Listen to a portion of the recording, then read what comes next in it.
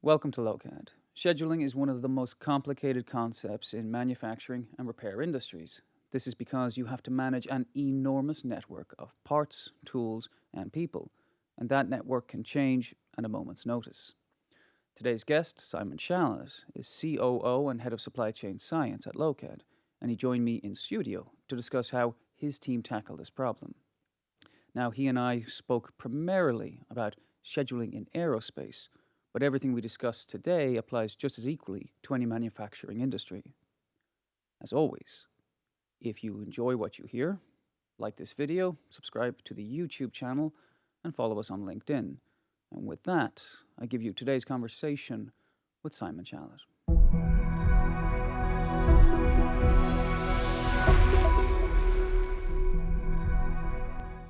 The topic of today was scheduling optimization, and the work that the supply chain science team the extensive work the supply chain science team has done on breaking through or having a breakthrough in that field. So before we get into those weeds, just from your own perspective, and you can take, let's say, aerospace as a vertical just to make it concrete for people, what exactly is the problem of scheduling that our team of engineers, our team of supply chain scientists are trying to fix? What is the problem? Okay.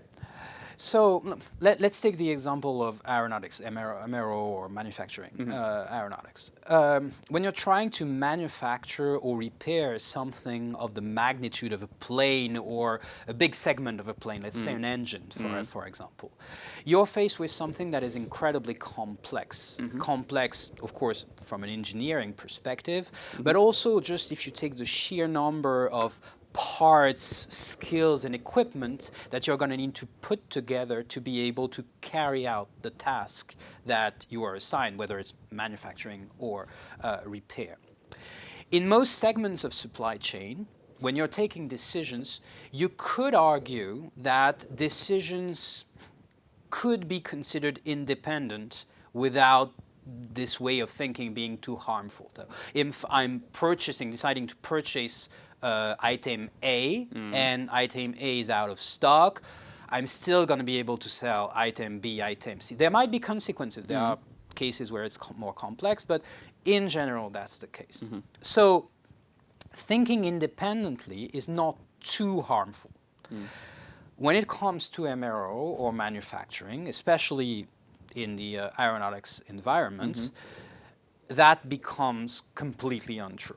Why? Like, if you want to be able to repair, let's say, an engine, and you need 100 parts to be able to repair that engine,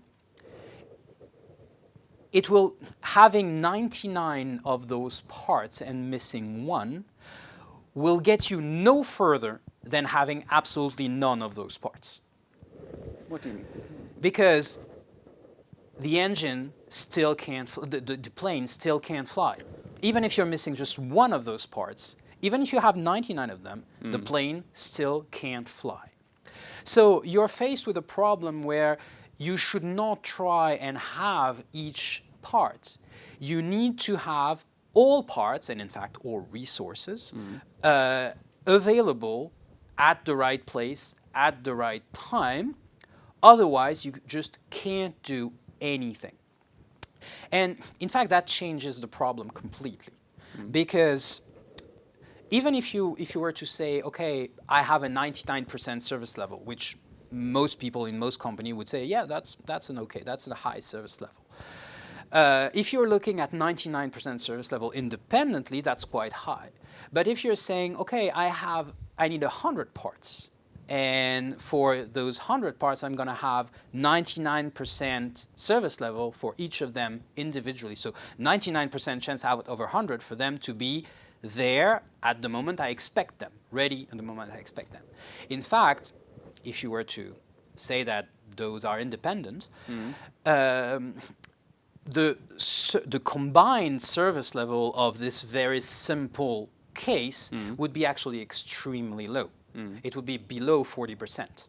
So it means that even with 99% service level, if you need 100 different parts of resources to be available, the possibility of you not being able to carry out your repair or your manufacturing step is actually not an accident.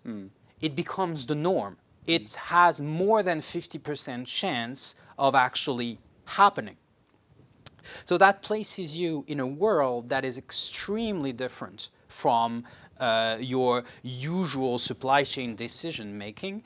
It puts you in a world where, even with very high service level, having problems arise is the norm and not the exception. So you need to build your supply chains and your supply chain decision-making process to be resilient towards this. So that's a very different subject altogether. Okay, thank you. And you mentioned a few terms there, and I want to separate them a little bit, because you talked about parts, and then you started talking about resources. Now, I presume you were not using them synonymously. You were drawing a distinction there. So could you just provide a little more clarity there? When you say resources, you're not purely talking about physical parts. Again, if we're talking about repairing an engine or repairing an APU, there are physical parts involved in the process. Yes. Obviously. When you talk about resources, what are you talking about?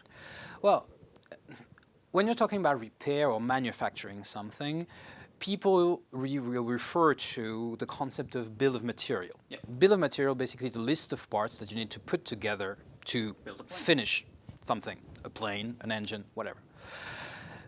The problem is that this is only part of the problem. You're going to need other types of resources to actually carry out the task. Mainly those resources are going to be skills that come from people and equipment that are going to be things that you don't necessarily consume, that you don't consume, but that you are going to use, and more often than not, they can be pretty expensive, and you don't have an infinite amount of them. Like a test bench, for example, if you're talking about aeronautics. So it's not enough to have all the parts available. You're going to need to make sure that you have the equipment, test bench, crane, whatever, and the people to operate and put together the parts in a safe and technically valid way, let's say. So when we talk about the problem of those bill of materials and how they are used, we prefer to refer to a concept of bill of resources, which is more accurate in the sense that it encompasses the problem in its entirety rather than just the materials. Okay. Well, now that you've reintroduced the term bill of materials, which I presume anyone watching this is probably familiar with the term bill of materials. Yes. The bill of resources perspective, can you contrast those two in concrete terms? So like take a decision, like sketch out a decision for, let's say, an MRO using a plane, just to make it simple, and explain how a BOM perspective would play out in real time versus a more sophisticated bill of resources perspective. Okay. Please. So usually MRO activity or manufacturing activity, they follow different steps that have to come in a certain order. Things have to be done before, things have to be done after. But each step can be defined with its own bill of resources, meaning the list of parts that you need to carry out this particular repair step, the list of skills, not people, because you might have different people. Different people will have different skills. Will have different skills. Licenses. So the list of skills and the list of skills that are necessary to carry out, and the list of equipment. Parts will usually be consumed in the sense that they will be mounted.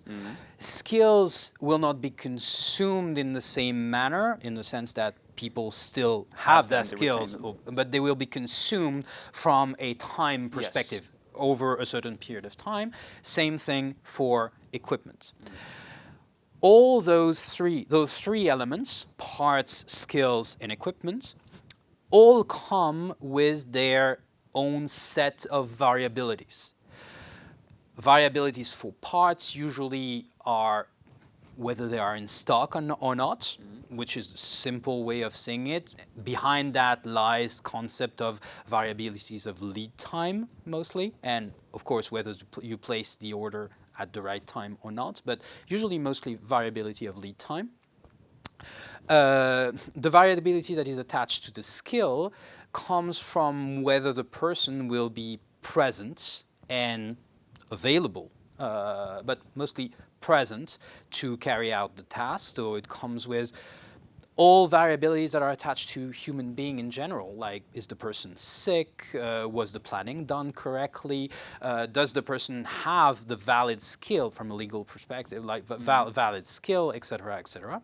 And actually that's the type of variability that is even more difficult to apprehend and to control than the lead time, because you can't force someone to not be sick.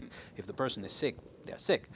And of course there is the availability of the equipment, which again is consumed during a certain period of time, but which is of course less likely to be sick, but the equivalent, which would be broken in repair, or perhaps still stuck in stuck for another engine, another aircraft being repaired, and still not freed from that particular task. So those are, I would say, the three, and they all come with their variabilities, and that's what makes the problem difficult. Well, on that note, again, to take a concrete example, and again, we can compare how a traditional MRO with a bill of materials perspective, and then let's say maybe one of our clients with a bill of resources perspective, we can contrast how they would approach it. Scenario: we're trying to fix, I think it's an A380. I think it's an A380. Yes. Monday morning, we need to repair engine A. We come in, and you have a BOM perspective. So again, as a physical, deterministic BOM perspective, I know how many parts I need, 100 parts, to fix that engine. You come in Monday morning, we have all the parts. Simon and Connor are absent. Yes. Like Simon's teaching something, Connor's hurt his back lifting something heavy. So we're not available. Yes. So you have all the parts. So like that part of the equation, you're in luck. You have all 100 parts. You will actually have all the tools. Maybe it takes 20 tools. Let's just say 20 tools. So you have 100 parts. You have the 20 tools. But you're missing the critical skills. And not even all the skills. Just Simon, to attach a certain part, you need a license to do that. And Connor to supervise. Yeah. Okay, so what happens there if you have a bill of resources perspective? Well, in terms of decisions, in terms of decisions. Well, it's not having the bill of resources that's going to make the biggest difference. The bill of resources will allow you to combine the different uncertainties that exist in the three segments I've just described, and realize how likely it is for an incident like the one you've just described to happen, and make sure that you organize in a way that's going to be able to cope with that kind of problem. But let's take your example. Let's take, okay, we have all the parts, we have all the equipment. The people are just not there, which is actually quite frequent for a lot of reasons. Currently, the way people will cope with that is that each morning in the workshop, let's say we're talking about a big workshop that does those repair, every morning, and perhaps even twice a day, people in charge of the different lines, repair lines, are going to convene and try and rebuild the schedule for the day.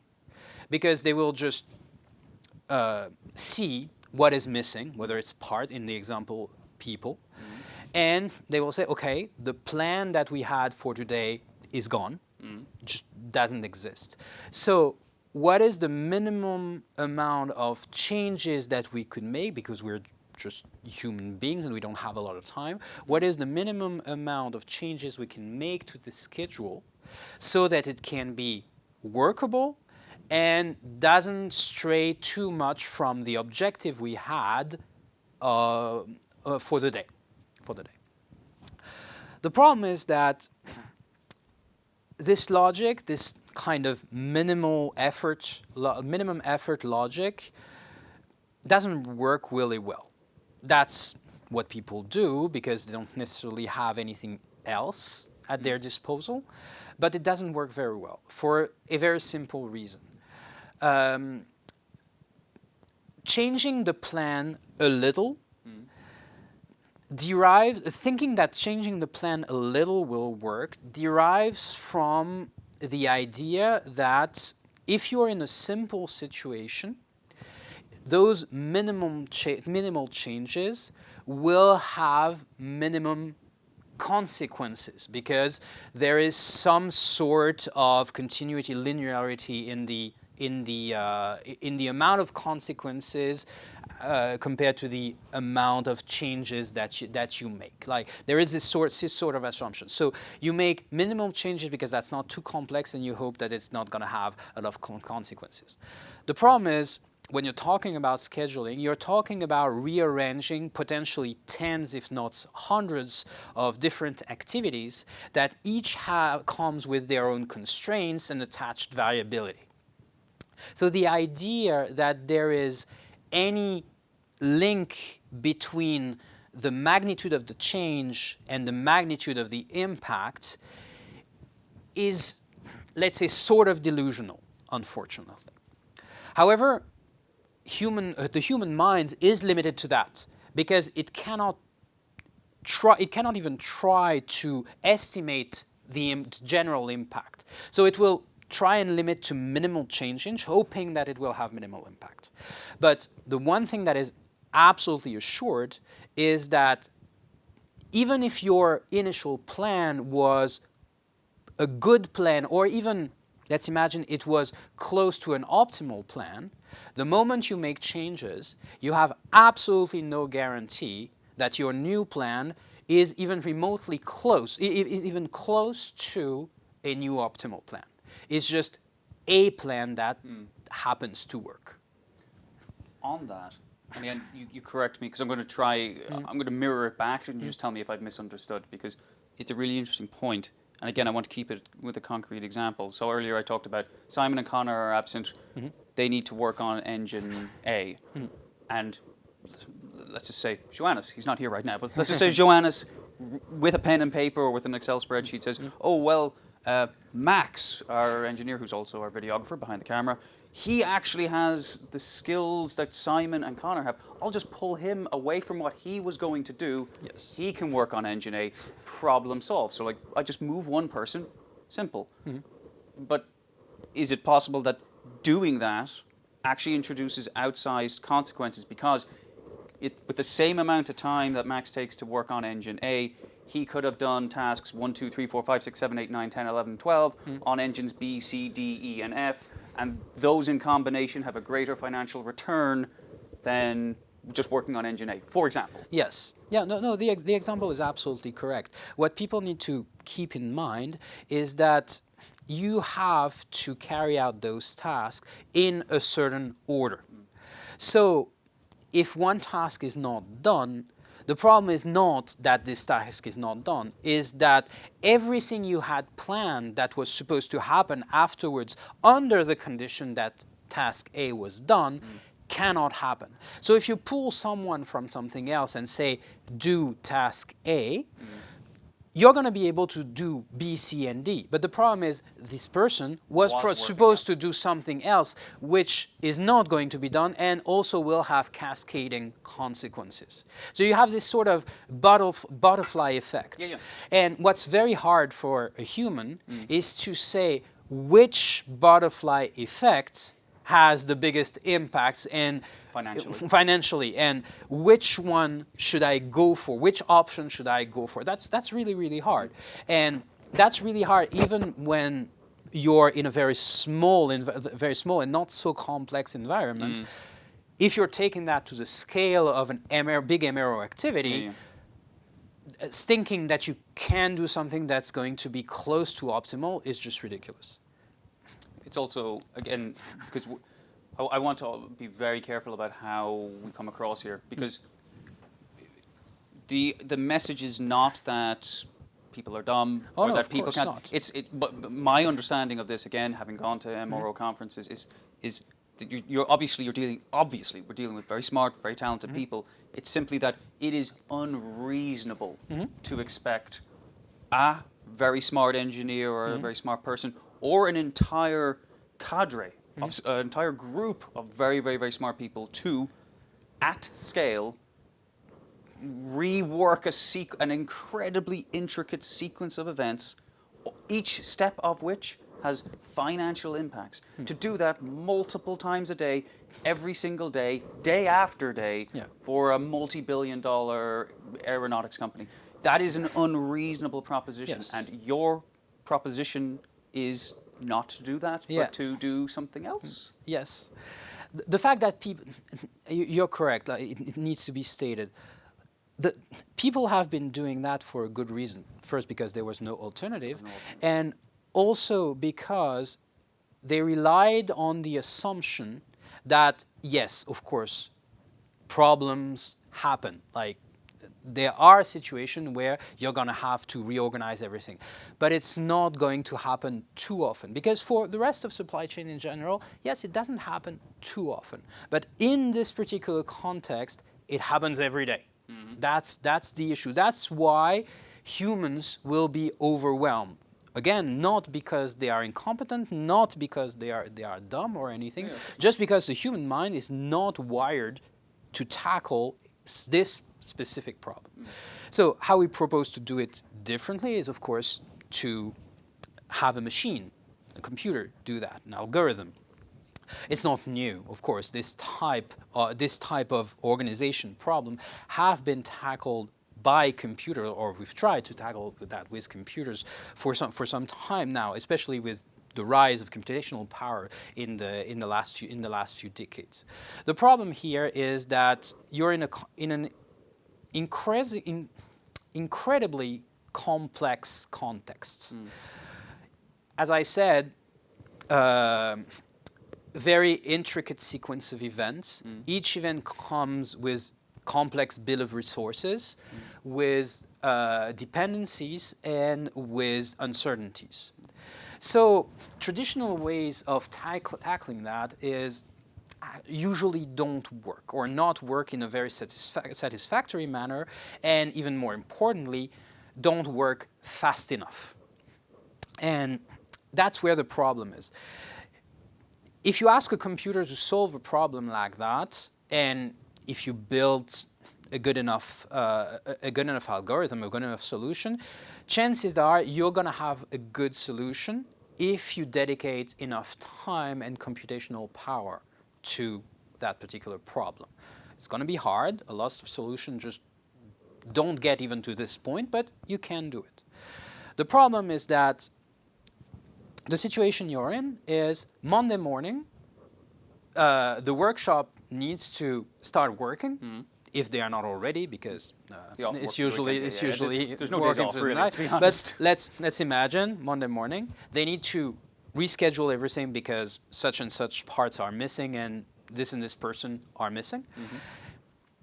You don't have a few hours ahead of you to solve the issue. You have a few minutes, because you need to get a move on. Like, every minute counts, and in aeronautics, God knows, every minute costs a lot of money. Expensive. So you need to solve that problem within a few seconds or a few minutes maximum. And there is it's a very pressing matter.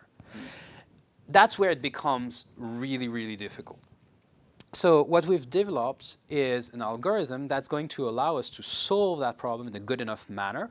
It's impossible to prove that your solution is going to be optimal, but at least a very good solution compared to other solutions that you could find, and where you can prove that financially speaking, you're going to have a very good solution within a matter of minutes. And our clients usually can be quite stringent on the number of minutes that we have to solve the problem.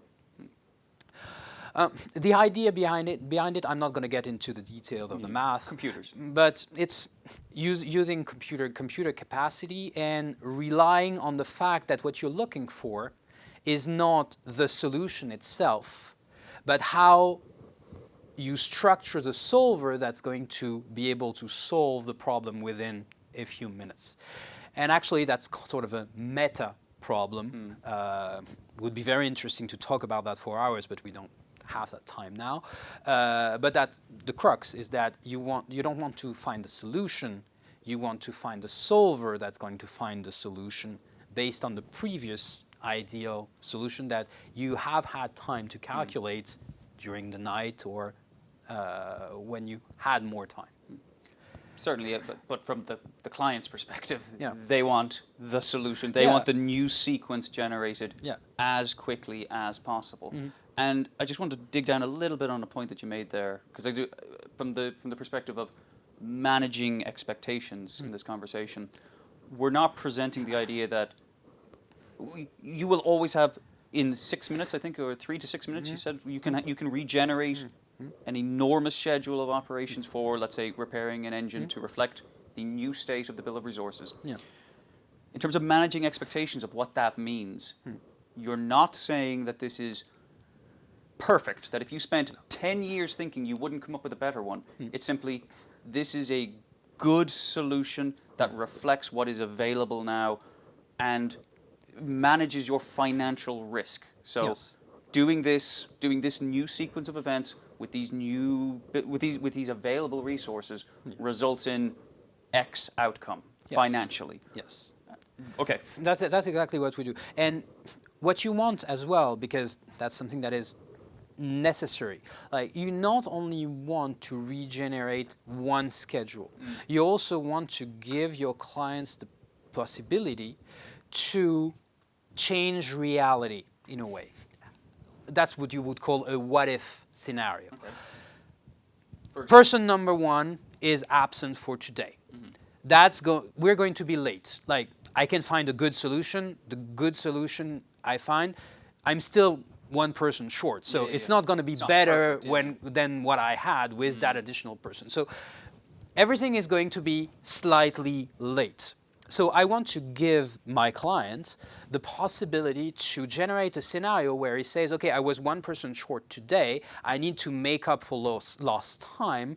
Perhaps I could add someone on top of my regular schedule tomorrow, or perhaps open for one additional day where the workshop was supposed to be closed. I want to know what would happen, how much time would I gain if I were to open on a Saturday, for example, where the workshop might be closed on a regular basis. So you want the tool to be able, of course, to resimulate what's really happening, because that's probably what you're going to do today. But you also want the client to be able to simulate what-if scenario where they integrate the sort of emergency measures that they could take right now. But it's important for them to understand what would be the consequences of these emergency measures, but because these emergency measures, they are called that for a reason. You don't resort to that kind of thing for your regular activity because they cost money. They usually cost a lot of money. That's why you don't use them on a regular basis. You're talking about, So, for example, like AOG prices to source parts at the last exactly. moment. It's Okay. like if you have one part missing, and you know if it's going to cause a work stoppage, for example, the price that you're willing to pay for that particular part can be sky high. It's something that is, of course, true in aeronautics industry, and it's something that is very well known for the automotive industry, for example. They're ready to ship parts that are missing at an astronomical price. Because the financial cost of not shipping at all is even greater. Is even greater, exactly. So what you want is to give the client an estimate of the gain so that they can factor that in when considering the costs of that emergency measure, and so that they can make an informed decision on whether resorting to that emergency measure actually makes sense from a financial perspective. They need to know that to take the decision, and they need to know that and document that to defend that decision within the company, because when you resort to costly emergency measures, you're going to have to answer on that to your hierarchy, to your boss, or to the company in general. Again, I want to, because again, being very careful with language here. You have mentioned what if emergency scenarios, but earlier in the conversation, you talked about the perception of emergencies and how that's somewhat skewed. Like people's understanding of what constitutes an emergency is a bit naive, perhaps. So could you just tease those apart? So when we're Yeah. talking about, again, keeping it concrete, we're talking about producing an AP, repairing an APU, or manufacturing an APU. Um, we're talking about lots of parts, we're talking about lots of tools, and we're talking about many people. And if you're talking about manufacturing an entire plane, even more, 500,000 parts, Yes. hundreds of tools, possibly hundreds of engineers, technicians, excuse me. So when we talk about emergencies, like an element of the bill of resources is missing, given the scale of resources we're talking about here, is emergency the correct term to reflect something that surely happens quite a bit, or is at least probabilistically Yes. very likely? Yes. Well, there is one thing that we need to understand is that if we're talking about aeronautics, aeronautics is by nature, I would say, or by design, a very risk-adverse industry for very good reason, very risk-adverse. The problem is that in supply chain, every decision you make, I would say without exception, is a bet. It's a bet. You're betting that the future is not going to be too different from what you expect it to be, basically. And you place your bets based on this assumption.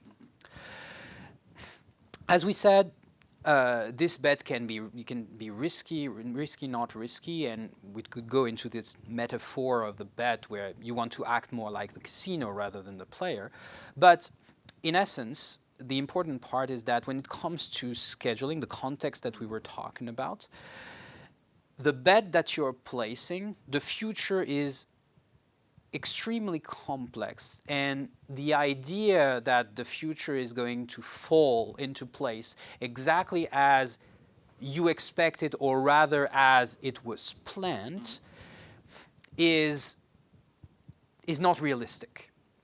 It's not going to happen the way you plan. So, Sorry, as a consequence, yes. Forgive me for cutting you, but just because that's a nice point to just clarify. When you say the future, again in concrete terms, and forgive me, you were talking about, I set a schedule that to repair an engine, I need 100 parts. Yes. On Monday morning, I need 100 parts, I need 10 tools, and I need 5 engineers. That is the future that I am planning for. Yes. Okay, how likely is that, or please go from there. Yes, you're going to plan all your resources, and based on the assumption that those resources are going to be there, you plan the sequence of events that, in theory, should fall into place. But given the sheer number, this sort of curse of dimensionality, basically, it's not going to happen. We took the example of 100 parts at 99% service level. You already see that the probability of things actually all being there at the right place at the right time simultaneously is less than 40%. So it's not going to happen. So the problem is that since companies are risk adverse, the reflex they have is to say, okay, if 99% service level is not high enough, I'm going to go higher. If you're talking about parts, when you say 99% service level, what it means is that you're going to place orders for parts to arrive even earlier, just to account for the variability in the lead time, the time it takes for the parts to actually arrive, because that's the main uncertainty you have for a part. So you're going to take more and more buffer until you go from 99 to 99.9% service level. Except if you need 100 parts or more than 100 parts, the amount of money that you would need to be able to get to a combined service level that would be satisfactory is just something you can't afford. It's something you can't afford. So the traditional approach to saying, I'm going to push the service level to the point where I'm going to be comfortable. And that will guarantee that I can enact the plan that I've come up with, is not necessarily a valid way to work. Of course, you're going to need high service level because that's aeronautics. We're not saying don't do that. But what you're going to need is a way to change your plan in the most efficient and cost efficient, and in a way that guarantees that the new plan that you have to come up with on the fly is the best plan that you can devise based on the information that you have. And in fact, that makes a very, very big difference with having just then the wishful thinking, let's say, that things are going to go according to plan, and having human every morning without the correct tool trying to devise a new plan. So again, just to collapse that down, the argument that you're making is that when you take it, and we're not going to get too deep into the maths, but from a purely mathematical perspective, when you plot out, or when you just simply list all the physical parts you need, all the physical tools you need, and then all the, well, abstract skills that are needed, or physical people to be present, for completing a sequence of actions. And then you also consider that none of these things happen in isolation. I mean, you don't just repair one engine. These people don't go home after that. They work on something else. There's an interconnected nature to all of these sequences.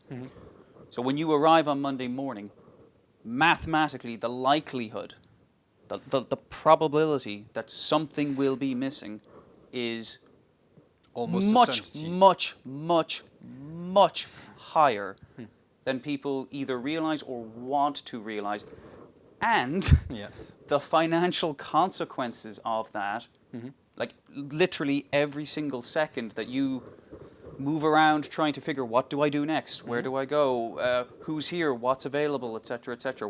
Sending Excel spreadsheets. All of that has immediate, significant financial consequences. Have I understood? Yes, correct. And I would add that it's the time you lose rearranging the plan, and it's the time lost by following a new plan that is anything but optimal. And usually this second part is not as painful because it's a bit harder to quantify, but it's actually very, very costly. You have to imagine that when it comes to MRO or aeronautics manufacturing activities, every minute counts, because every minute is a segment or a fraction of an additional plane that could come out and go fly, whether it's a new plane or a repair plane. Money. Yes, generating money. So even a small increase in the efficiency of your capacity to make new plans on the fly can have a tremendous impact from a financial perspective. It occurs to me as well, and you just said that, I just made a note, direct v indirect. We've been talking largely about the direct implications, like the immediate direct consequence of a person missing is, well, that part of the engine doesn't get repaired. But indirectly, there's the knock-on effect, not only to the other processes, because a lot of the time, let's be realistic, these don't happen in vacuums. You go from one to the other, or this part is then added to this part again. The BOM sub-assemblies make the larger parts. Completely. But there's also contractual obligations that have to be considered as well. I mean, if you fail to return a plane back into circulation, if you're an MRO, that has financial consequences as well. So there's direct, there's indirect, but again, the key takeaway here is there are hundreds, if not thousands, of decisions that go into an optimal or a very good schedule, and each one of these decisions has a financial impact. And when they go wrong, because something's missing, and apparently it's very probable, even if it doesn't happen tomorrow, it's still probable that it will happen the day after, or the day after, or the day after. This carries financial costs. Yes. And actually, in practice, let's be very practical here. in the day-to-day work. Like what I've witnessed in those companies is that the exercise of making a new plan is so time-consuming and so hard that the workshop will focus on only the problem that they know about today. They don't have time for anything else. So what happens is that the next day, new problem exists, like old problems that still haven't been fixed, but plus new problems. But if you look at the details of the new problem, half of them, you could have known about them the day before. They could have been predicted. But in practice, what we've witnessed is that people are so focused on the problem they have to solve today that they don't necessarily have the time or just the intellectual bandwidth to be able to anticipate the problem of the next few days, which can make the problems bigger and bigger over time, and usually leads to accumulated delays in MRO activities or manufacturing activities. So in their contractual and breaches in their contractual obligations. Of course, again, that's a really good point, because just like the processes don't happen in isolation, the externalities or simply the consequences of actions are not in a vacuum. So again, the accumulation of the backlog, and by extension the accumulation of the financial impact, just continues in the background, whether or not you're willing to acknowledge it or think about it or act on it, or even if you do act on it and you think I've solved that problem, in the background, because there's a variable that you missed, because again, I'm human, you're human, we're humans, that the ledger, the bill, the meter is still running in the background. You mightn't even know that it's happening. Okay, well, let's push on a little bit, because in terms of the details of scheduling optimization as we see it, we've talked about like the inventory aspects of the parts, tools. When you talk about the skills, are you simply, let me rephrase this question, the decisions as we present them to clients, is it simply, for example, take that part, that tool, and send Simon over there to work on that engine, or is it a bit more nuanced than that? Well, it's going to be a bit more nuanced, in the sense that usually it comes with a whole set of complexities. Basically, the output would look like. It will be like for materials, for parts, and for equipments. It will be a set of recommended allocation with a planning. This part needs to be allocated to that plane or that engine This particular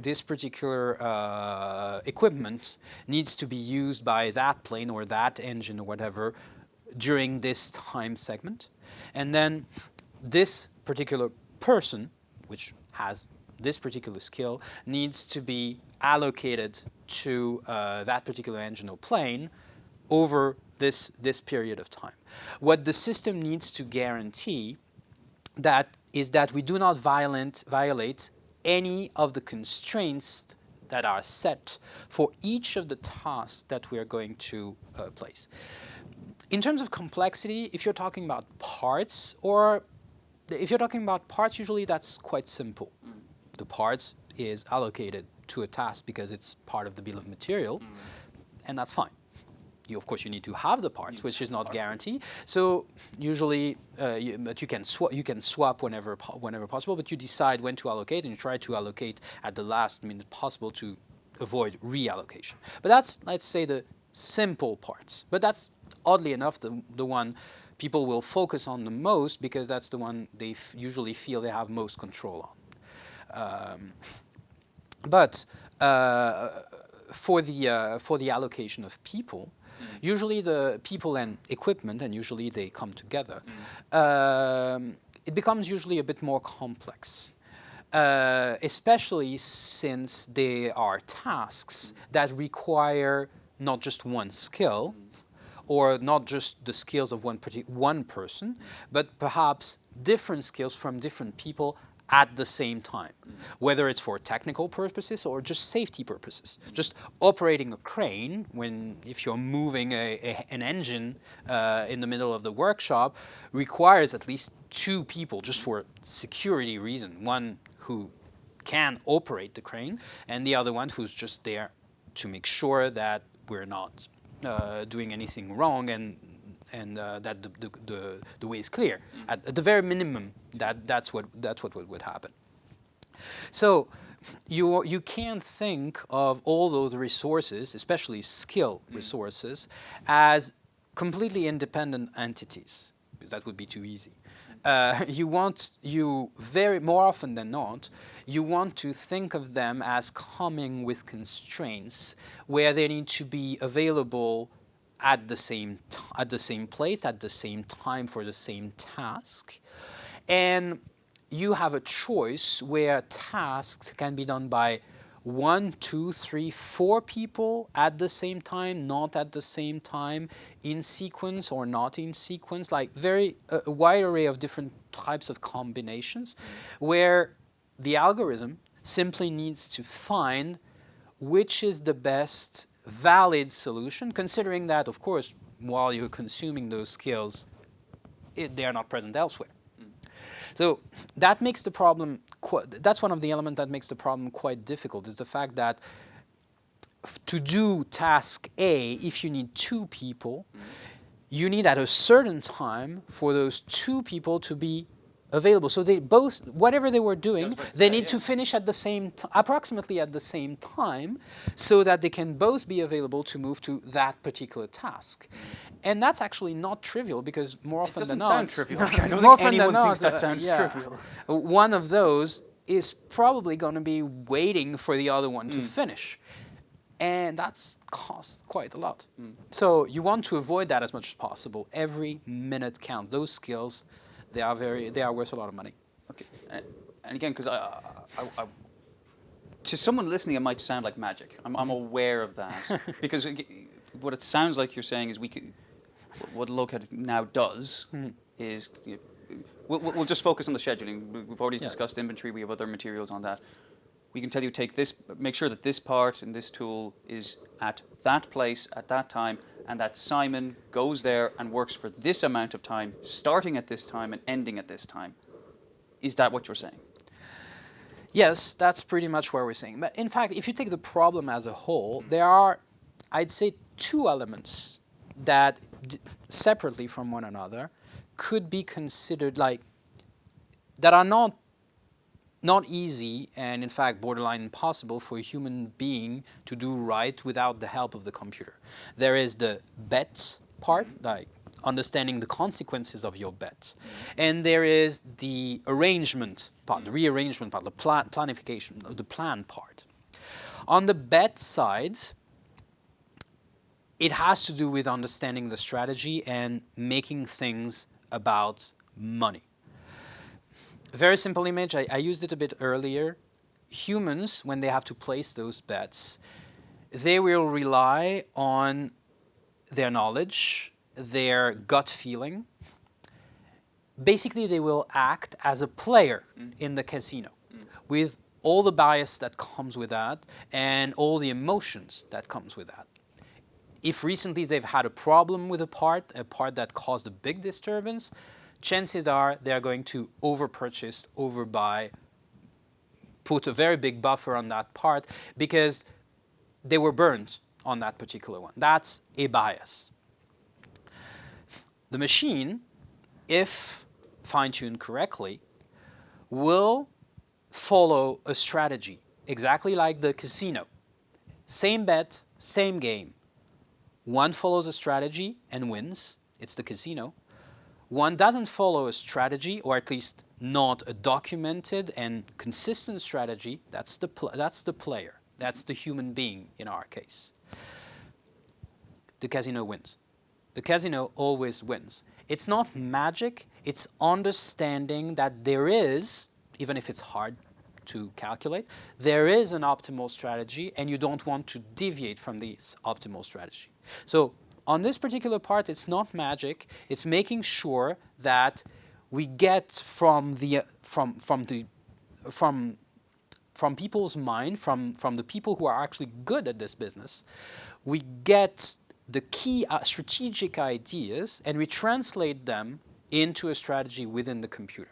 That's what not magic. Scientist does. That's exactly what the supply chain scientist does. It's not magic. It's a consistent process of building the strategy. The other side, the rearrangement, it's not magic again.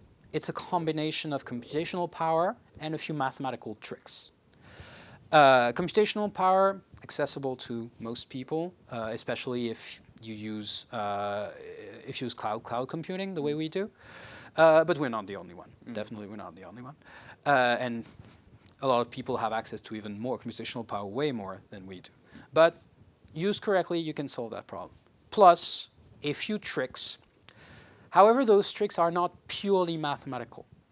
They are a combination of core mathematical aspects, but applied in a way that takes into account the actual form of the problem. Yes, you could put that in a very big general solver, let it run for hours, and hope that you get a good solution at the end.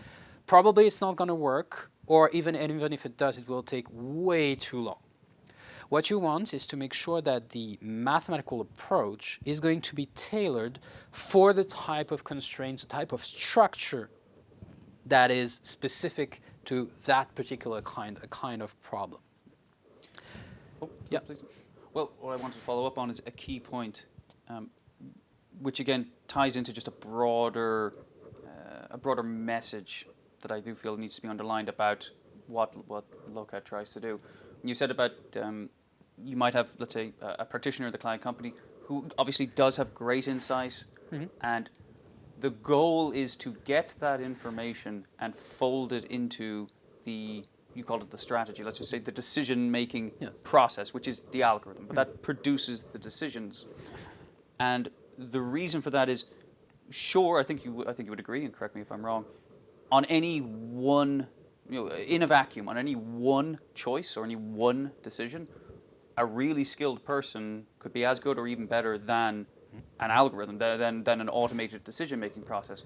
However, when we're talking about the scale of complexity when it comes to repairing an entire plane or a fleet of planes, possibly hundreds of thousands of parts, hundreds of tools, hundreds of people, the idea that a person will be able to make all of those decisions at scale better than an automated decision-making process is just unreasonable. That's the adjective I use, is unreasonable.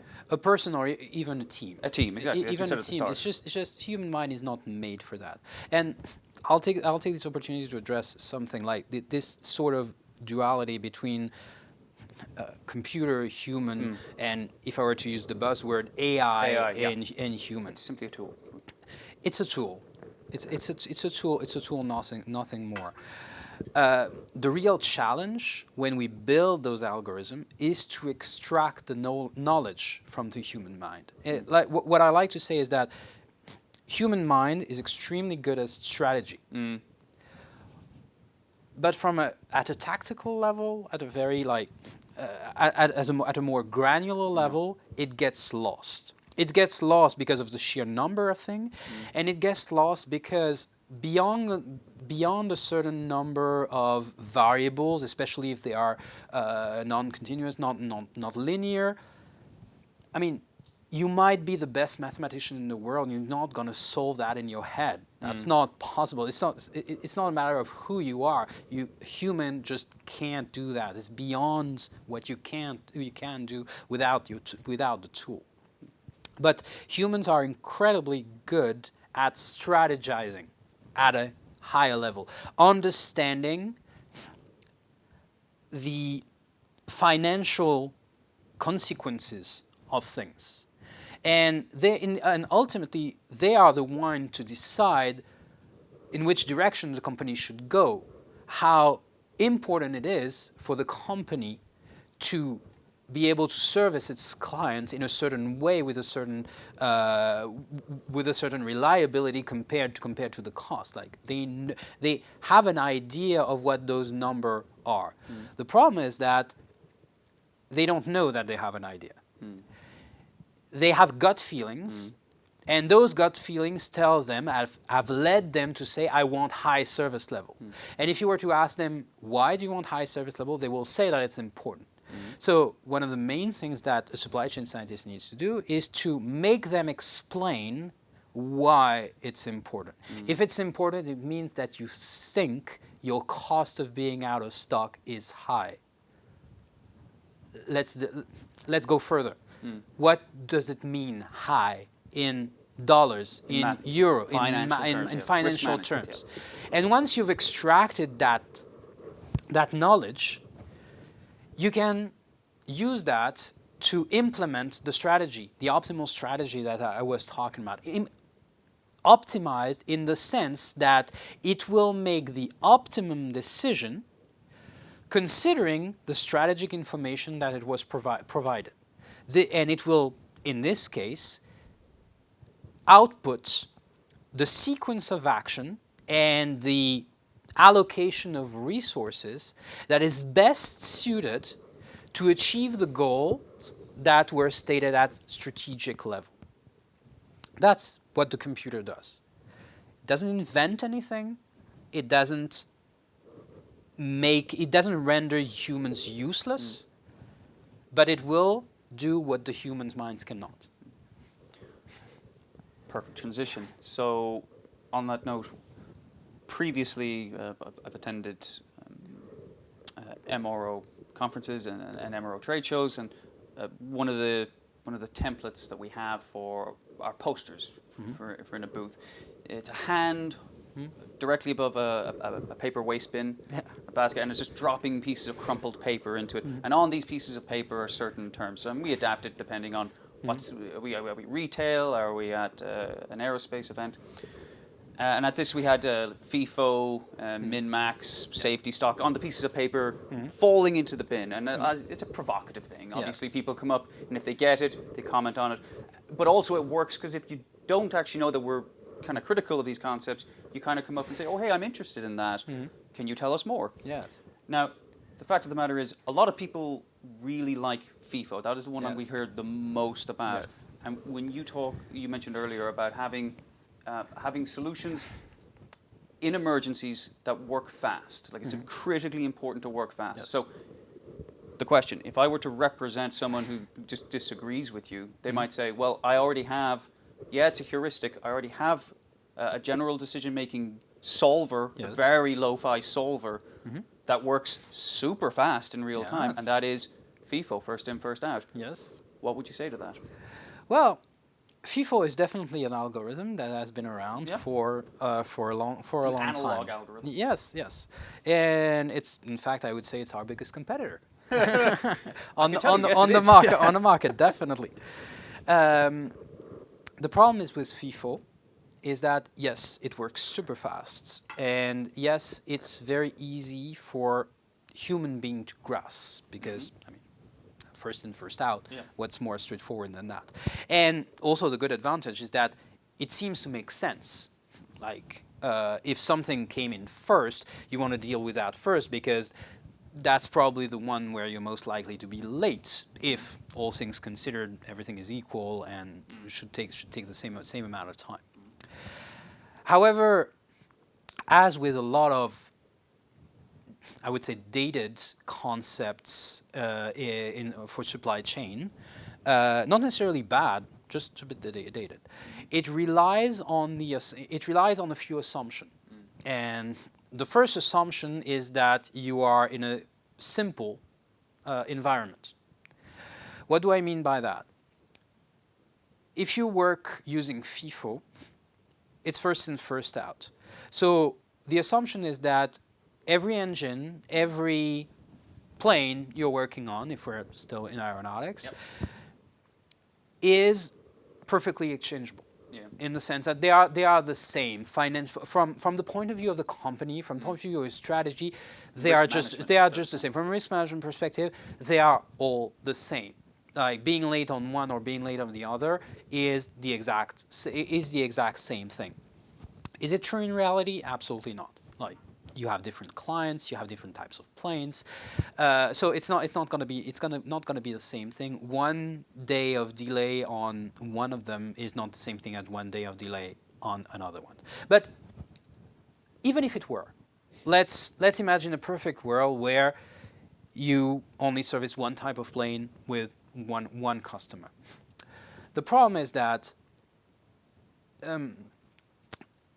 the effort that you're going to have to put in to solve the problem that you face on one aircraft or one engine is not necessarily the same, and probably not the same, as the effort you need to put to solve the problem on another. Even if the engines, like imagine you have to repair 2 engines.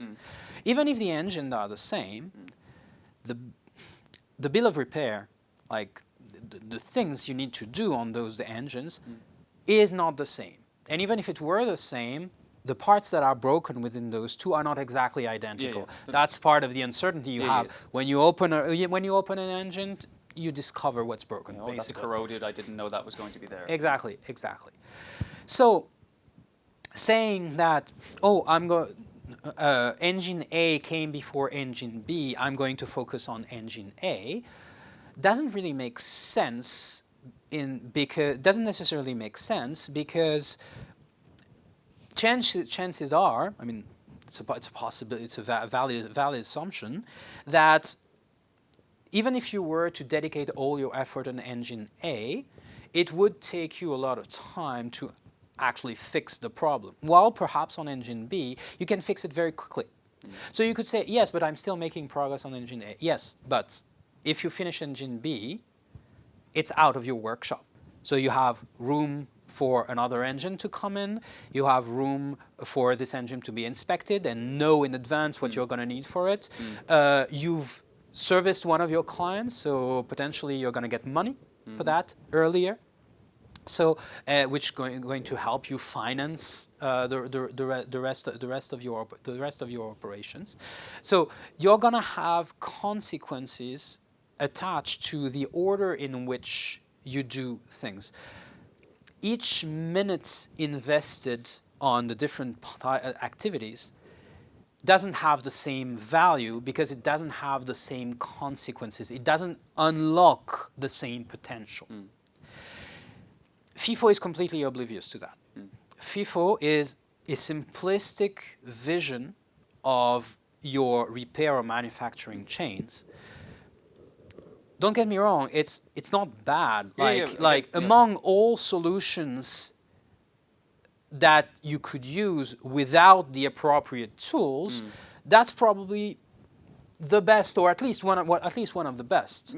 But if you think about it, you don't want to oversimplify the problem, especially considering the financial consequences that are at stake. Of course, and again, we've taken a deliberately trivial example there, just to illustrate the point. But of course, it's not just 2 processes that are in, because fixing engine A and fixing engine B are 2 separate schedules, or 2 separate processes or sequences.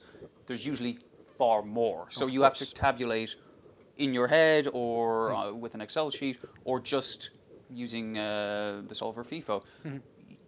You have to account for a lot more, and the point there being that the costs are non-linear. Yes. They're not necessarily the same, and you have to be mindful of that, or have something that gives you insight into the financial implications of working on this versus working on this. And of course, there is the just simple allocation problem where you have engine A, engine B. They both need the same parts. If engine A is older, so by default you would allocate to engine A. But if for some reason engine A needs 5 different parts that are missing, while engine B only need that one part, there is a very good case to be made that the part should go to engine B because that's the only thing that's missing it can go. While the unique part that you have, if you put it on engine A, it doesn't do anything because there are still 4 other parts missing. FIFO is oblivious to that. Well, again, and I do want to underline quickly a point that was made. We made it earlier, but where possible, I think it's important to signal what our positions are. And I've certainly never said this publicly or privately. Applying FIFO is not dumb or naive or anything like that. In many cases, again, if it is the human mind approaching the problem in often using the best available tools, and in the absence of arguably superior tooling, people default towards what is at least understandable and what at face value appears to work. My understanding based on this long conversation is the face value diagnostic or diagnosis there is often very limited in terms of financial scope. What I mean by that, it's like, oh well, the engine, let's say the engine is out. That's financial value that has been added, or value has been added, that thing is done.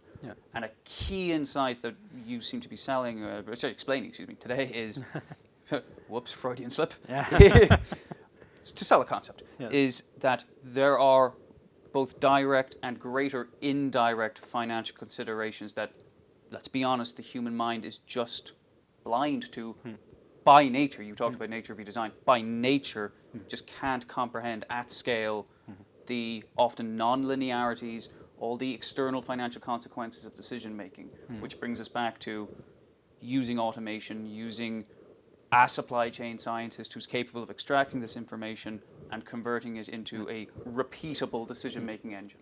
Yes. Well, our position on this is quite clear. Like, the future of decision-making in supply chain is, I would say, all about automation. And the more complex the contexts, the more important it becomes. And for us, that's just where we're heading. To wrap up, again, people who are listening and have heard some incredible what might sound like incredible claims, incredibly precise and consequential claims about what can be done. To someone who still thinks, Simon, what you're describing is far-fetched, it's magical, it's impossible. Your 30-second riposte to that as a concluding thought. Well, it's already happening. It's something that has been happening for the past few years, and that's the direction supply chain in general is headed towards. Automation at scale, and automation at lower and lower level of granularity. Why?